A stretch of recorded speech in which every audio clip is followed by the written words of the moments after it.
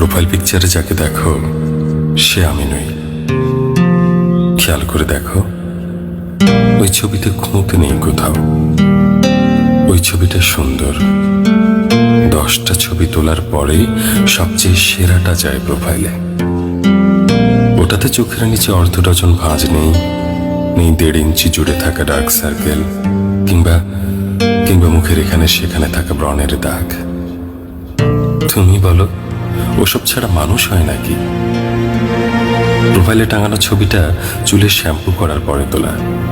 বাস্তবে প্রতিদিন চুলে শ্যাম্পু করা থাকে না। বাস্তবে বেশিরভাগ সময় মাথায় কাকের বাসা হয়।